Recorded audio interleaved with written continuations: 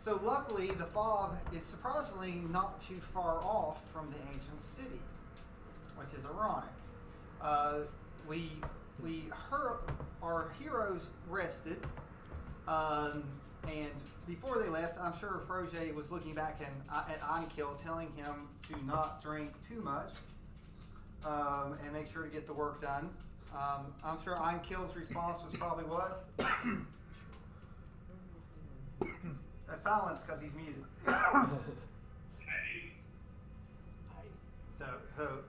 So whether or not he listens, who knows?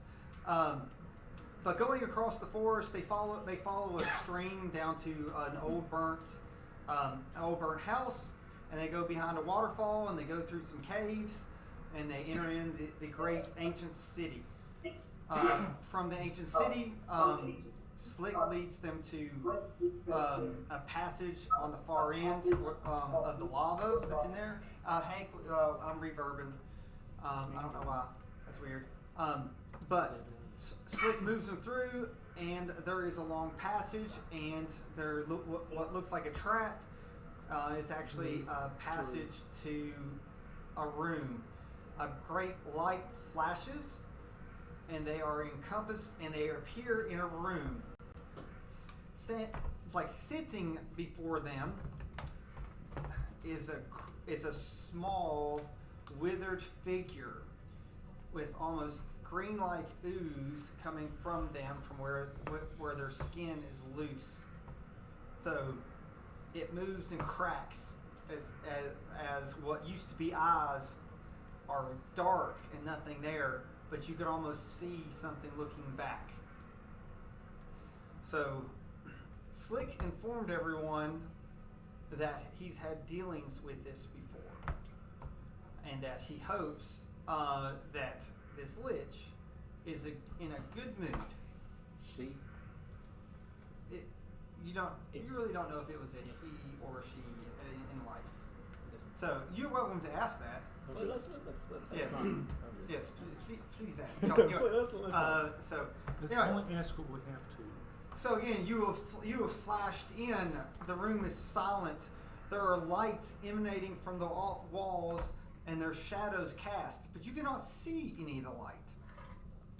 The room is warm and humid, but yet not damp. So it's almost like all life giving things like water or heat is being dissipated. So the lich snaps his fingers and puts you back to where you were. I can't move. Oh, never mind. So he just snapped me back, dog. No, so the lich misty steps back. And the lich goes, "Incompetent. Why did you bring these people to me?" Well, they were tasked to come with us, and I didn't want to leave them behind because I figured they should meet you. So you did yes, you? I did. So is Incompetence actually using his brain for once? A little bit. Don't get used to it though. So he said your crass humor does not amuse me as much as your face. And then Don't laugh at it. Then its head cracks over and looks at Lord Nixon. Here we go. He goes, "I feel the magic of one of my brethren." It's like if it had slits, like the skull and the loose ends closes to almost these little slits, but there's still yet no eyes. And it goes, "May you introduce yourself to me." Look at the lich unfazed and say that I am Lord Nexon. He glares. He says, "Lord Nexon." It's like, and what per se are you a lord of? Necromancy. He laughs and comes out of the ground these great giant skulls, and they sort of chatter and wither. He says, "Oh, you are a lord of necromancy. So what does that make me, great lord of necromancy?" Just bring it down. Bring it down. Why I'm not a complete lord, but I am a. It's, So I will call you Low Nixon. So we'll drop the RD until you can earn the privilege of being a lord of necromancy. And the little heads that are out there sort of spin around, and you can spin around and they circle you and wither. You can feel the necrotic energy flowing from it. It does not hurt you, but it is quite different from your magic and how you use it. It's very cold. When you use the magic, it's the extension of yourself. But this almost feels like it's whisking your magic away as it circles around, and like it's almost as if like when you use your blood boon is how it makes you feel when you lose your power thanks to the blood boon. The lich stares at you intensely, and it brings back its skulls and this sort of float around it as you notice it's sitting on a throne of dried, withered body parts. So, Bishop, I believe he has something for you. he says, "Thank you, incompetent. I know that." It's like, but I appreciate you leading him here. You actually did good. If I had a treat that you could do, I would give you a treat. So, all I have, well, never mind. Yeah, it's okay. So, do you present the letter, Lord Nixon? I give him the letter. So you're going to walk it up to him, or you present the letter? I present it. So you present it. So you hear these cracks of these dried, withered bones. You can see the muscles in the hand slowly moving as it like grips, and it takes one finger and leans it back, and the letter rises up, and it opens. It's blank for all they can see. And it turns and looks. And he says, "Is any of you amongst you able to read this fine letter?" It looks blank to me. I'm not sure about. Is it incompetent? Everything's blank when it comes to you. It's like luckily I'm not relying on your brain, just your eyes and ears. Is there anyone else able to read this? Or Nixon, you can do an Arcana check.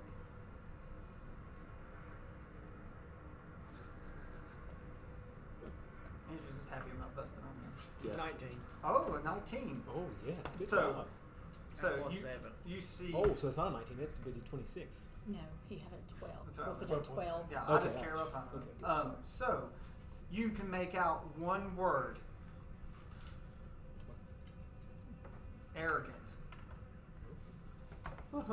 So as it floats up, but you can see the word where it's blank. It just pops up and it comes up, and the lich goes. So you are a servant of my brethren, Lord Nexon. I say yes, I am. So how well or a servant are you? So I see here in this letter that he's tasked you to bring me this said letter, and that I am to speak to you, because through you he can see me and I can see him.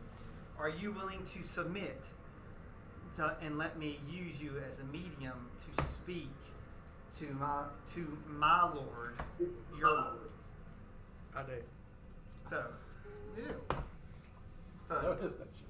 it's like wise choice. It holds out his hand.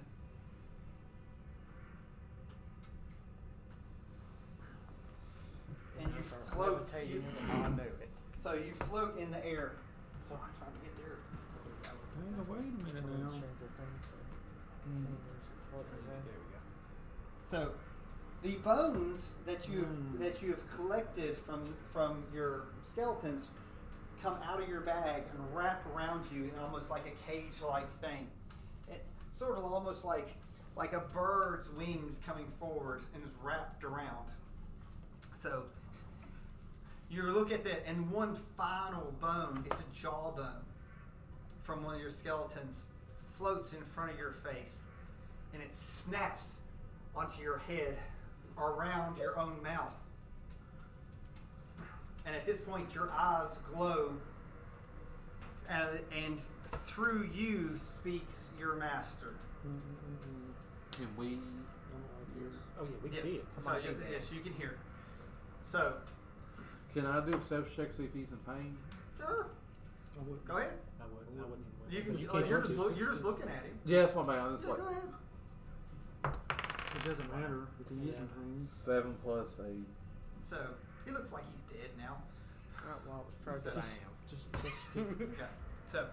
So through this, there's almost a light glow. His skin, it's almost withers, and the jaw starts moving through, and you hear words.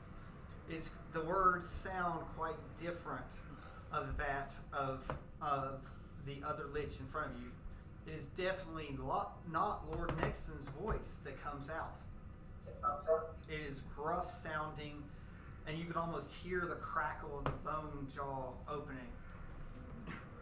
And it goes this: Brother, I've finally been able to communicate you, thanks to your foolishness being sealed away.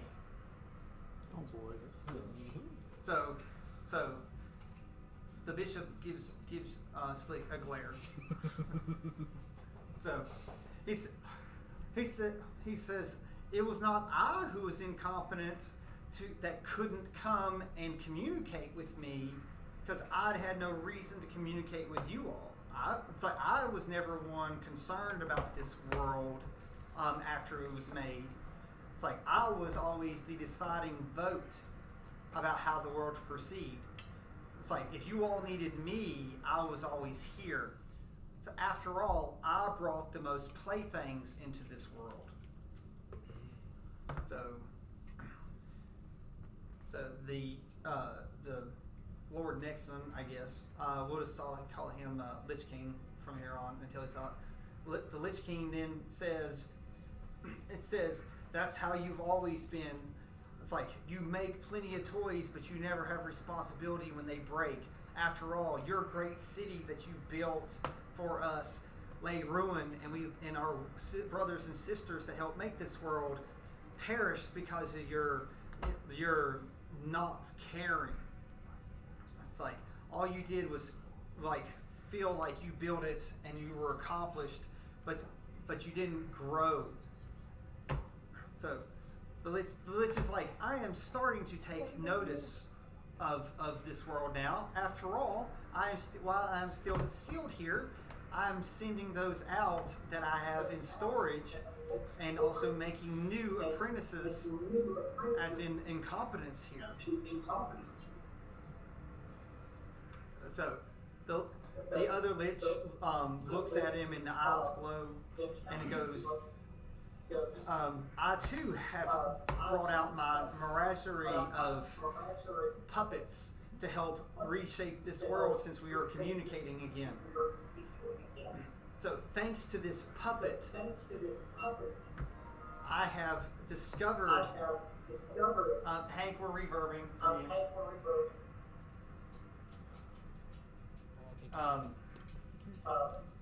But thanks to this,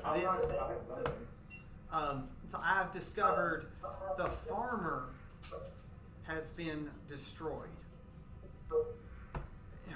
The bishop leans forward, and you just hear all the sounds. Like the farmer, he said, yes, this one discovered his chambers. It was emptied and bloodied and destroyed. It's like where he used to be there is now gone. So you all heard this. Orion, you were there. It's like with Lord Nixon. Will you do a history check? Was I able to hear? You can't do anything. No, you're not doing anything. You dead. Sort of. He's You, like, you 100% necrotic energy. yeah, like he's taking control of 18. 18. You remember the cave that you all went in and you found Roar. The cave with that altar that had ancient markings and stuff in it. It also had green water in it. So Wolfie was also there. Yeah, right. This is before. So you were there.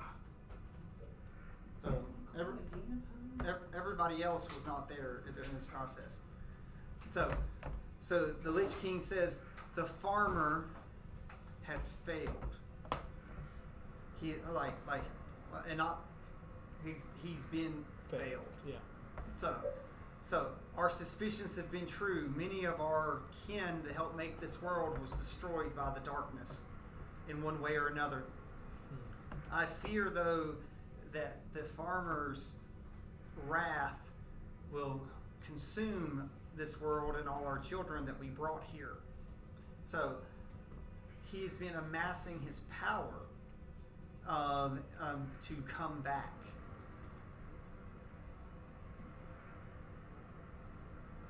It's like the bishop says, "Are you sure?"